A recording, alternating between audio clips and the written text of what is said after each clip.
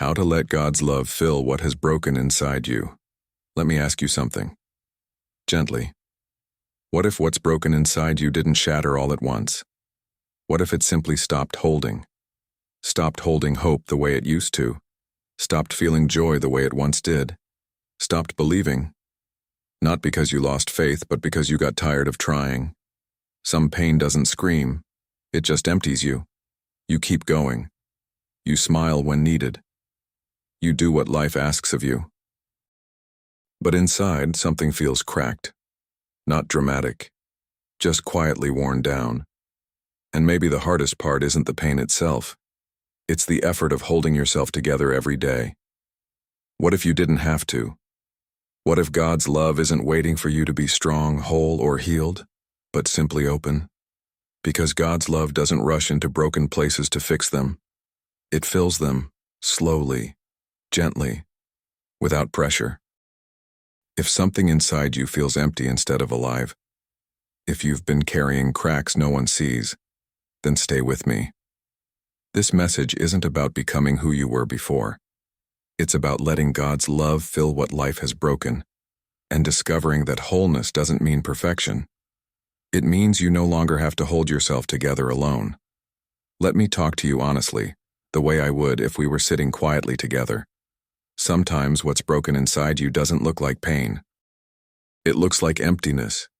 You're not falling apart. You're not in crisis, you're still functioning. But something inside you feels drained. You wake up and do what needs to be done. You show up. You respond. You keep going. And yet there's a part of you that feels untouched by joy, unmoved by hope, and tired of pretending that everything is fine. This kind of brokenness is hard to explain because it didn't come from one big moment. It came from accumulation, from disappointments you never had time to process, from prayers you whispered quietly and then stopped repeating, from hope you slowly lowered so it wouldn't hurt as much anymore. You didn't lose faith. You protected yourself. And that matters, because God's love never misunderstands your defenses. It knows why they were built. Many people think brokenness always looks dramatic. Crying, collapsing, losing control. But some of the deepest broken places are silent. They look like emotional numbness. Like feeling distant from yourself, like living on autopilot, just trying to get through the days without feeling too much. And if that's where you are, let me tell you something important. This emptiness is not a failure. It's a signal. A signal that you carried more than you were meant to carry alone. God's love doesn't approach this kind of brokenness with urgency or judgment. It approaches it with understanding. Because God's love knows that emptiness often comes after strength was stretched too far. You didn't stop feeling because you're weak. You stopped feeling because you were strong for too long. And now, something inside you is asking for rest, not explanations. For care, not pressure. For love, not another demand to be okay. This is why letting God's love fill what's broken inside you doesn't begin with fixing anything. It begins with acknowledging the emptiness. With admitting that something inside you feels hollow. That joy doesn't come as easily. That hope feels cautious instead of free. God's love doesn't rush to replace that emptiness with answers. It sits with it. Because healing doesn't start when pain disappears. It starts when you no longer feel alone inside it. As we move forward, we're not talking about forcing yourself to feel again. We're not talking about going back to who you used to be. We're talking about allowing God's love to reach the parts of you that learned to shut down in order to survive. And in the next chapter, we'll gently explore exactly that. The parts of you that learned to close. Not because you lacked faith, but because life taught you that feeling too much could hurt. And once you understand that, everything about healing begins to change. There are parts of you that didn't close because they wanted to. They closed because they had to. At some point, feeling everything became too much. Caring deeply started to hurt more than it healed. Hoping freely began to feel risky. So, without making a conscious decision, you adapted. You learned how to stay composed, how to keep things moving, how to protect the most sensitive places inside you by keeping them quiet. This wasn't a lack of faith. It was wisdom born out of pain. And God's love understands that. Some parts of you stopped expecting. Some stopped trusting easily. Some learned to stay guarded even in moments that should have felt safe. Not because you didn't want healing, but because reopening what once broke felt dangerous. You may notice this closure in subtle ways. You hesitate to feel joy fully, afraid it won't last. You pull back emotionally before getting too invested.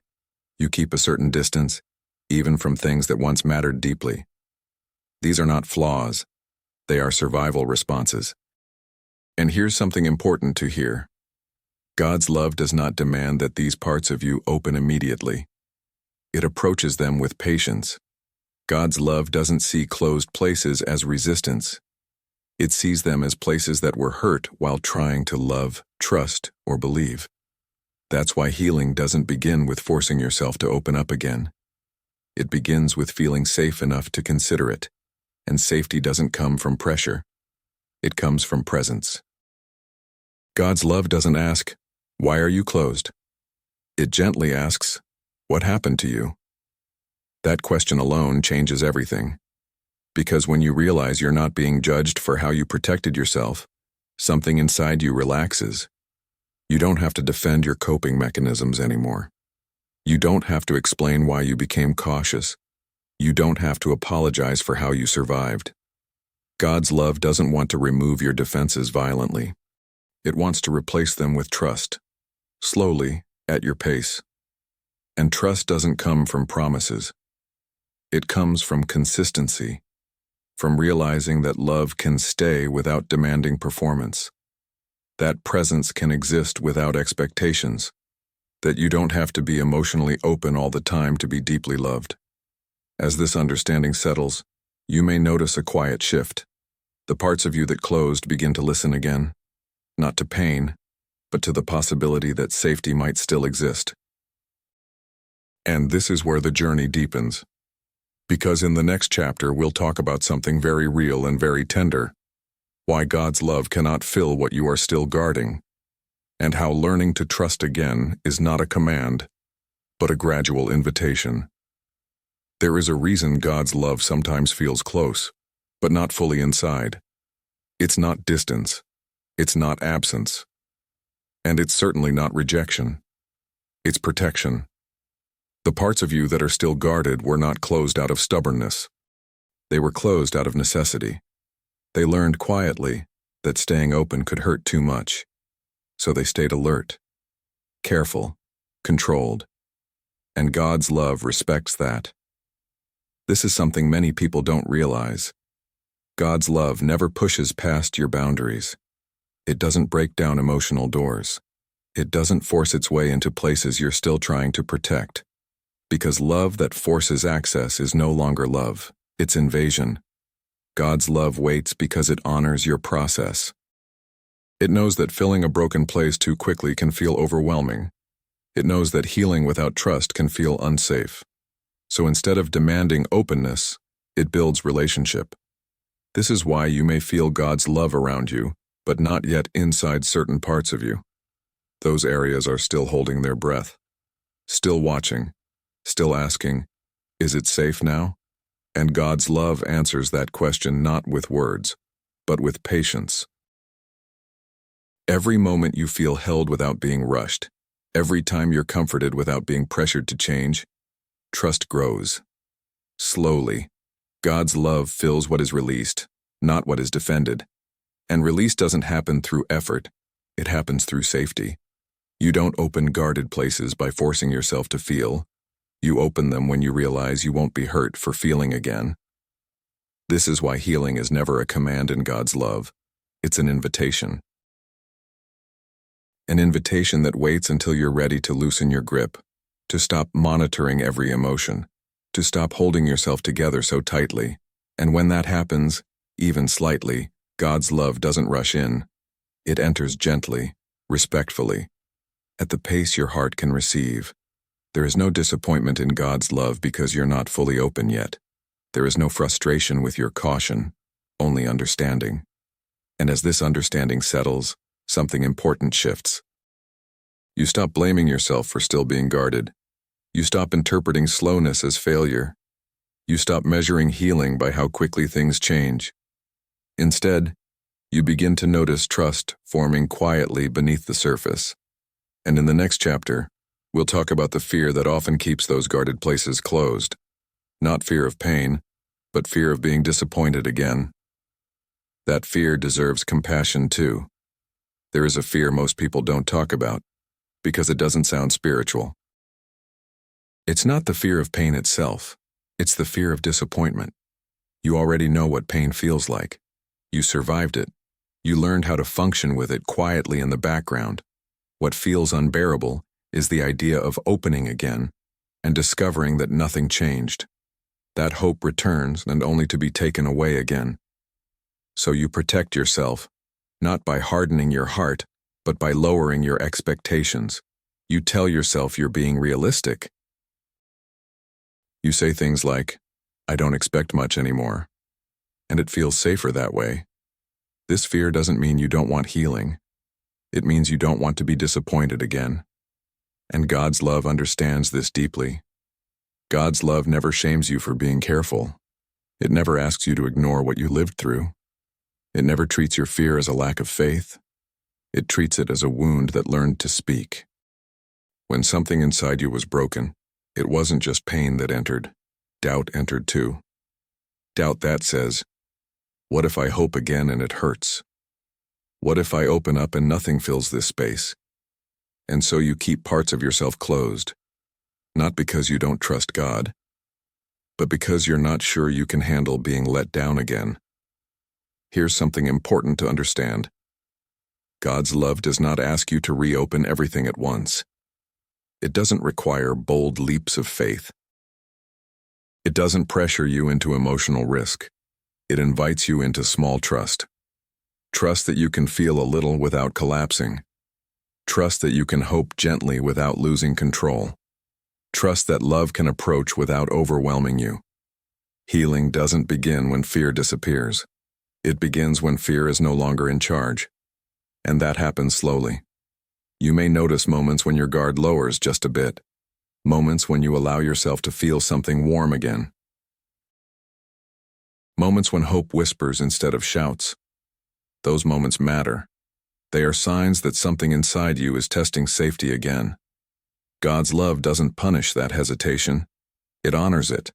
It stays present even when you hesitate. It remains even when you pull back. It proves itself through consistency, not intensity. And slowly, the fear of disappointment loosens its grip. Not because you're convinced everything will be okay, but because you sense that even if things are not perfect, you won't face the disappointment alone. And that changes everything. In the next chapter, we'll talk about how God's love actually fills broken places. Not all at once, not dramatically, but in a way that feels safe, gradual, and real. One of the most comforting truths about God's love is also one of the least understood. God's love does not rush into broken places. It fills them slowly, not because it lacks power, but because it understands your heart. When something inside you was broken, it wasn't just pain that entered. Vulnerability entered too. Sensitivity entered. A deep awareness of how much something can hurt. So God's love moves carefully. It doesn't overwhelm you with emotions you're not ready to feel. It doesn't flood your heart with answers you can't yet hold. It respects your pace, even when you don't know what that pace is. This is why healing can feel almost invisible at first. You may not feel better overnight. You may not suddenly feel whole, but you begin to notice small shifts. You don't feel as empty as before. The silence inside you feels less heavy. You feel supported in moments that used to feel lonely. That is God's love filling the cracks, not erasing them, not pretending they were never there, but entering gently where strength ran out. Many people expect healing to feel like relief all at once. But instant relief doesn't always last. God's love chooses something deeper, stability. It fills broken places in layers, the way trust is built. One moment of safety at a time, one quiet reassurance after another. And this matters, because when love fills slowly, it stays. It doesn't scare your heart. It doesn't force emotions to surface before you're ready.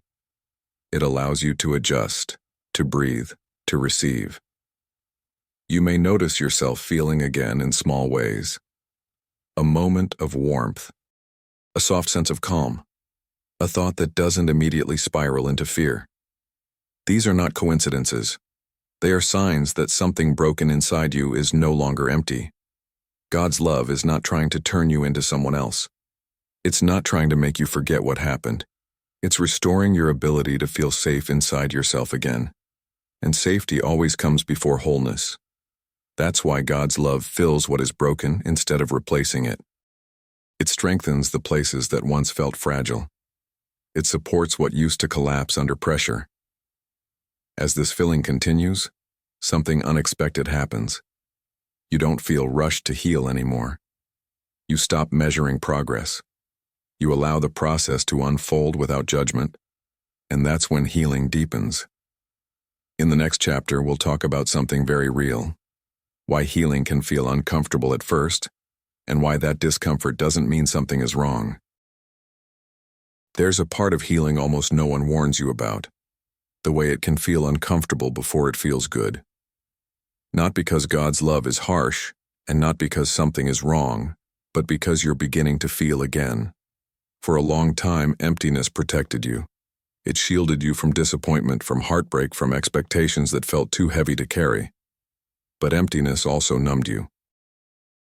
It kept you from feeling joy deeply, from connecting fully, from allowing hope to stretch its wings inside you again. So when God's love begins to fill the spaces that were once hollow, your heart starts to wake up. And waking up can feel unfamiliar. You may experience emotions that surprise you, a sadness you thought you had already processed, a tenderness that feels almost fragile, a quiet ache you never allowed yourself to acknowledge fully. This isn't regression, it's reactivation. Your emotional world is coming back to life. Think of a limb that fell asleep. When circulation returns, the first sensation isn't comfort, it's tingling, prickling, sensitivity. Not because something is wrong, but because something is working again. Healing inside your heart often feels the same.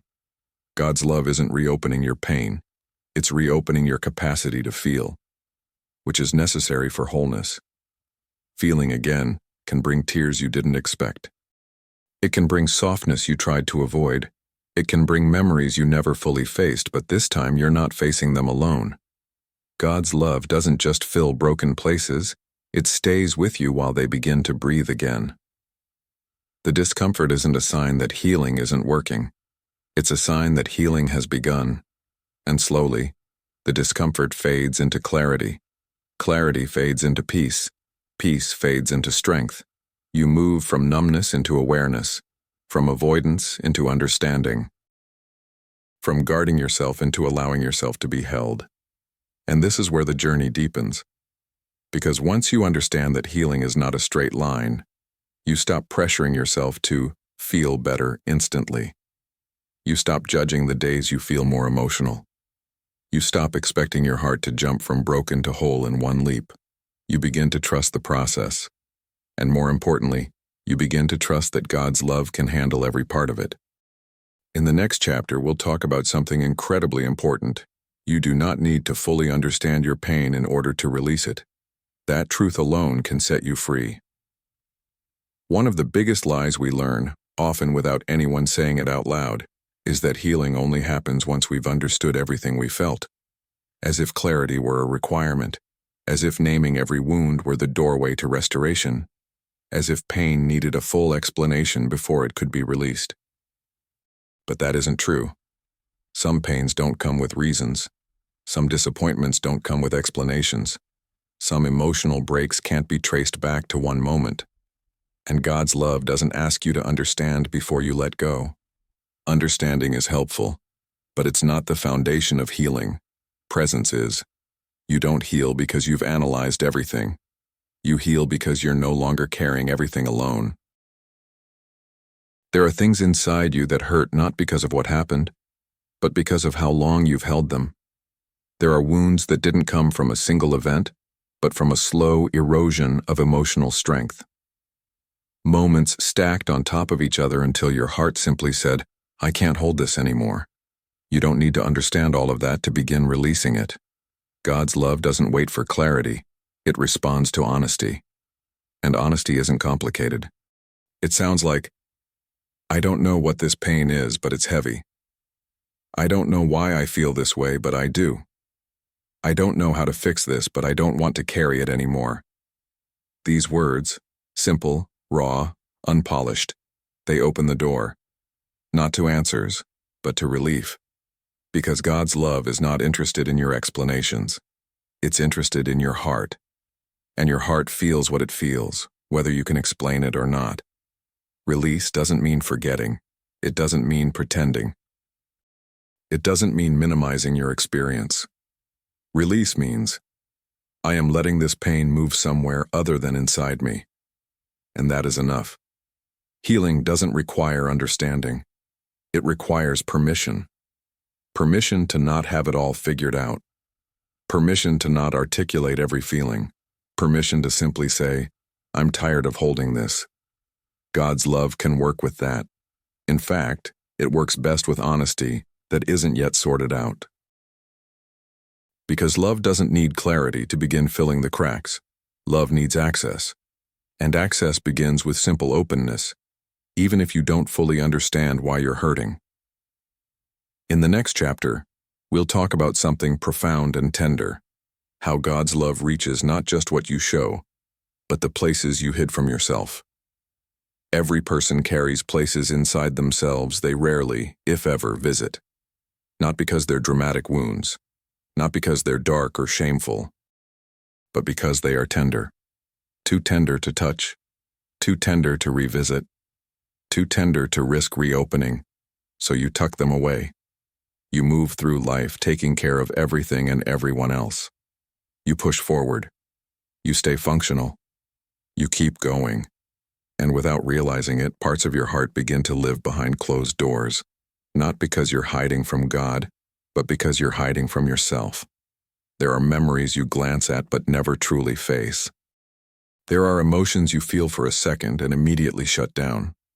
There are truths about your exhaustion, your disappointment, your grief that you quietly avoid because you don't know what opening them might require.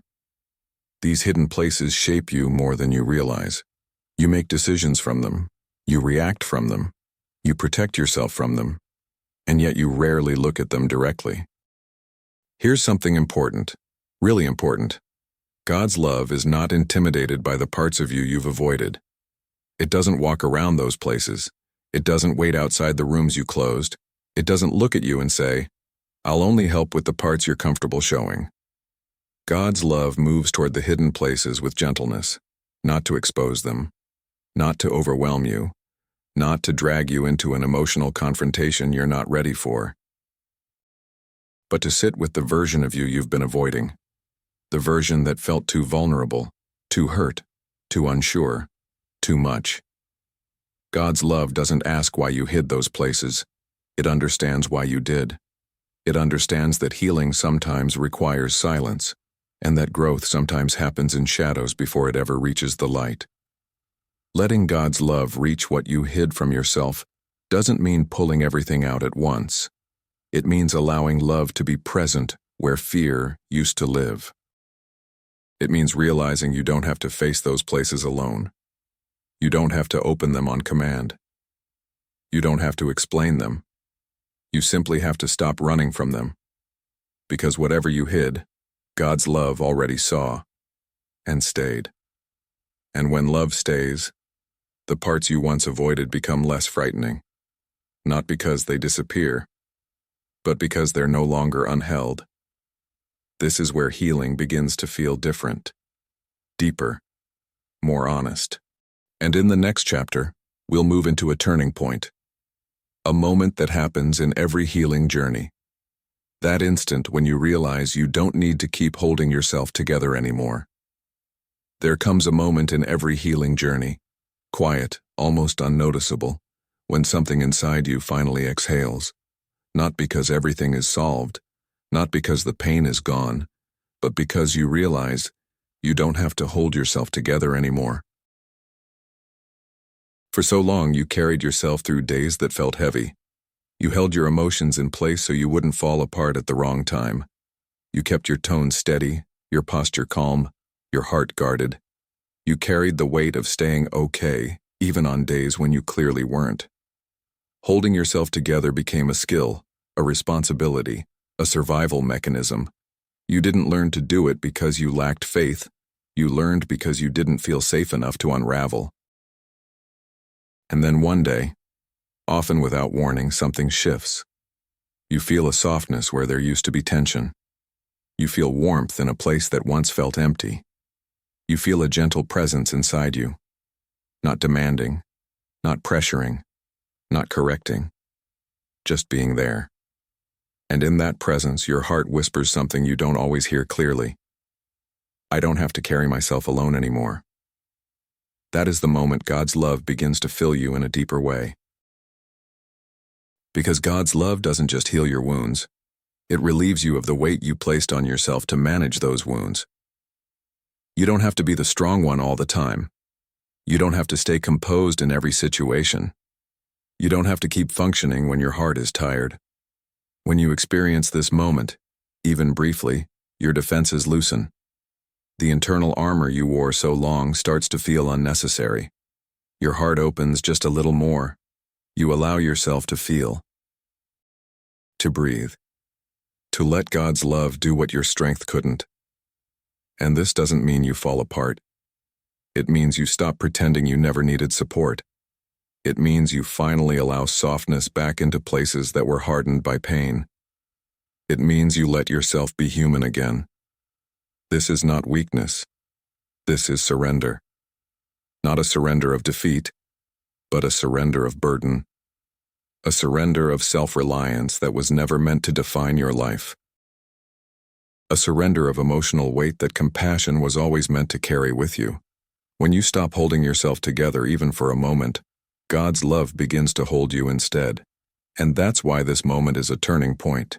You stop being your own source of strength. You stop being your own healer. You stop being your own protector in every moment. God's love steps in, not to replace your strength, but to restore it. Not to erase your story, but to support you within it. Not to make you dependent, but to make you whole.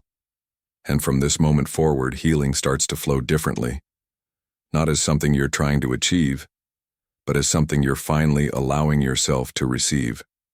No pressure, no rush, no performance.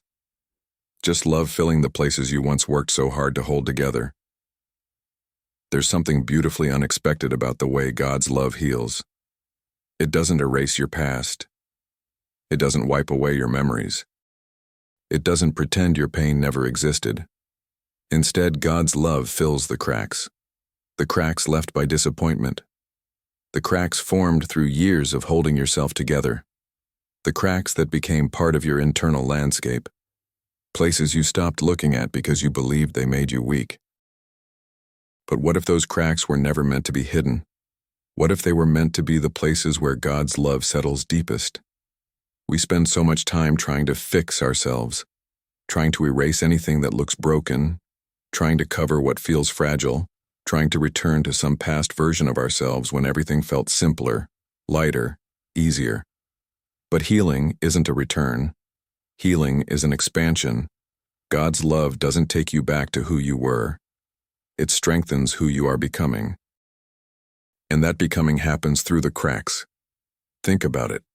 A surface without cracks cannot receive anything. It's sealed, closed, untouched. But a surface with cracks, it can be filled. Your cracks are not evidence of failure. They are openings. Openings where light enters, where compassion enters, where divine love settles and stays. When God fills your cracks, the goal is not to make them disappear. It's to transform what once felt fragile into a place of strength. Not strength that comes from hardness, but strength that comes from healing. Strength that understands pain without being defined by it. Strength that remembers the past without reliving it. strength that carries tenderness and resilience at the same time. Many people believe God wants to erase their wounds, but erasing them would erase your story. It would erase the places where love proved itself faithful. It would erase the depth you carry because you survived what you thought would break you. God's love doesn't erase. It integrates. It takes what happened to you and reshapes how it lives inside you. Your past no longer speaks with the same authority. Your wounds no longer define your identity. Your brokenness no longer determines your worth. The cracks remain, but they no longer represent damage. They represent entry points, spaces where love came in, spaces where healing took root, spaces where God stayed when you didn't know how to stay with yourself. And slowly you begin to see your life differently, not as a series of breaks, but as a series of places where love met you, not as a story of failure, but as a story of resilience shaped through compassion, not as someone trying to become whole by returning to the past, but as someone becoming whole by receiving what the past could never offer you: presence, rest, unconditional love. One of the most common misconceptions about healing is the idea that the goal is to go back to who you were before the disappointment, before the exhaustion, before the loss, before life changed in ways you didn't ask for. But going back is not healing. Going back is nostalgia. And nostalgia often forgets something important. You were broken in the first place because life moved forward. And so must you. God's love does not want to restore who you used to be. It wants to restore who you are becoming. Wholeness is not a return. Wholeness is a transformation. The version of you that existed before the pain was real, but it was incomplete. It didn't yet know what it could survive. It didn't yet understand its own resilience.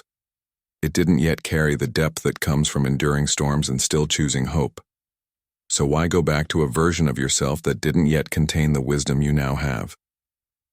Healing is not about erasing what life taught you. It's about integrating it with love. You are not meant to become you before.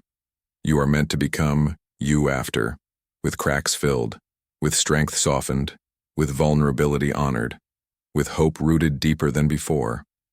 Wholeness doesn't mean perfection. It means you no longer collapse at the places where you once broke. It means you stand differently. You feel differently. You understand yourself differently. And this difference matters, because brokenness taught you what was fragile. Healing teaches you what is eternal. Brokenness revealed what hurt. Healing reveals what matters. This is why God's love doesn't try to rewind your story. It moves forward with you. It walks into the future, not into the past. The past shaped you, but it is not your destination. Many people look back longing to feel again what they felt before they were hurt. But those emotions belong to a version of you that no longer exists. And that's not tragic. It's sacred. The person you were before didn't yet have the capacity you're gaining now. Didn't yet know its own depth. Didn't yet know that it could break and still be rebuilt by love. Wholeness is becoming someone stronger, softer, wiser, more compassionate, more grounded, more open to receiving love without fear. It's not about being untouched. It's about being held. Held by presence. Held by grace. Held by a love that doesn't abandon broken places but transforms them. So when God's love fills what has broken inside you, you don't return to your old self. You rise into a new self. Not less because of your wounds, but more because they were touched by compassion. There is a quiet fear inside many hearts. A fear they rarely speak out loud, but one that shapes how they approach healing. The fear of disappearing. The fear that, if they allow God's love to touch the deepest broken places, they will lose themselves. Lose their personality. Lose their identity. Lose the version of themselves they fought so hard to hold together. It's a subtle fear, but a real one. Because when life has broken you in certain areas, you start to believe that healing might require becoming someone completely different, someone unrecognizable. But here is the truth. God's love does not replace you. God's love restores you. It does not want to erase your essence, your humanity, your personality, or the way your heart was designed to feel deeply. It wants to return you to yourself, not the you before the pain, but the you who exists beneath the pain. The real you, the you who was never meant to carry life alone, the you who was never meant to numb your emotions just to cope, the you who was never meant to silence your dreams in order to survive another day, the you who still exists, even if buried under exhaustion. God's love sees that version of you, the original one, the honest one, the tender one, and calls it back to life. Not with demands, not with pressure, not with a timeline, but with presence. God's love does not say, "Become someone else so I can heal you." It says, "Let me heal you so you can become yourself again." And this is where restoration feels different from replacement. Replacement wipes away your story. Restoration honors the journey. Replacement removes your voice. Restoration gives it strength again. Replacement tries to make you unbroken. Restoration teaches you that being whole includes every place where you once fell apart. God's love restores your softness, the softness you thought you lost the day life hardened you. It restores your ability to feel joy without waiting for it to be taken away. Restores your capacity to trust without expecting heartbreak at the door. Restores the parts of you that believed they were too much or not enough. Healing does not make you less human. It makes you more human. More grounded. More present. More able to carry peace without forcing it. More able to love without fearing the cost. More able to breathe without apologizing for needing rest. And as restoration happens, you begin to recognize yourself again, not the version shaped by pressure or survival, but the version shaped by grace. You laugh a little easier. You speak a little softer. You forgive yourself a little more. You make space inside your heart for things that once felt impossible to imagine again. This is what restoration looks like. Not perfection, but reconnection. A coming home to yourself. And it prepares you for something essential. Because once God's love restores you from the inside, you no longer pursue healing to prove anything. You receive healing because you finally feel safe enough to be whole. No masks, no defenses, no performance. A restored heart becomes a free heart. One of the quietest burdens people carry is the pressure to justify their pain, to explain why they're tired, to defend why they still feel broken in certain places, to prove why healing takes time, to convince others, and sometimes themselves, that what they feel is real. But hear this gently. You do not owe anyone an explanation for your healing. Not for how it began, not for how long it takes, not for the shape it takes along the way. Your heart has its own pace, and God's love works within that pace, not outside it, not against it. Some wounds are visible. Some wounds are silent. But silent wounds are not lesser wounds. You felt what you felt. You lived what you lived. And the places that broke inside you deserve tenderness, not justification. People may ask, why are you still struggling with this? Why hasn't this healed yet? Why does it still hurt? But God never asks those questions. God's love does not need explanations to begin restoring you. It does not require you to articulate everything that went wrong. It does not demand a timeline or a reason. Love simply meets you where you are, and where you are is enough. Some healing takes longer because the wound was deep. Some healing takes longer because the heart protected itself for years. Some healing takes longer because you were surviving, not breaking. And there is no shame in that. You are not behind. You are not failing. You are not taking too long. You are healing at the speed of safety, and safety is sacred. The truth is this: when God's love begins to fill what has broken inside you, the healing is not for others to approve, it is for your heart to receive. You don't need to justify why you can't handle the same weight you used to. You don't need to defend why you're softer now or quieter or more introspective. You don't need to explain why you protect your peace more fiercely than before. Pain teaches boundaries. Healing honors them. And God's love respects every boundary your heart needed to create along the way. One day you may feel strong again. not because you forced yourself to be, but because love strengthened what was once weak. One day, you may speak about your healing, not out of pressure, but out of gratitude. One day, you may understand your journey in ways you cannot today. But none of those days require explanation from you now. You are allowed to heal quietly. You are allowed to heal slowly. You are allowed to heal differently from others. You are allowed to heal without having all the answers. Your healing is not a performance. It is a liberation that happens between your heart and God's love, not between your heart and anyone's expectations. There is a promise that speaks directly to the places inside you that once broke, a promise not of perfection, but of presence. As it says in Psalm 34:18, "The Lord is close to the brokenhearted and saves those who are crushed in spirit." This is not a verse about being strong. It's not a verse about overcoming by yourself. It's a verse about nearness, a love that draws closer when your heart feels fragile, a presence that does not retreat from your cracks, a tenderness that fills the very places life once emptied. God's love doesn't wait for you to be healed. It comes to where you are broken. It fills what you cannot fix. It restores what you cannot explain. And you do not need to do anything dramatic for this love to stay. You do not need to prove your worthiness. You do not need to hide your weakness. You only need to stop carrying everything alone. When God's love fills what is broken inside you, you don't become someone different. You become someone whole, someone who knows peace again, someone who feels hope again, someone who breathes without fear again.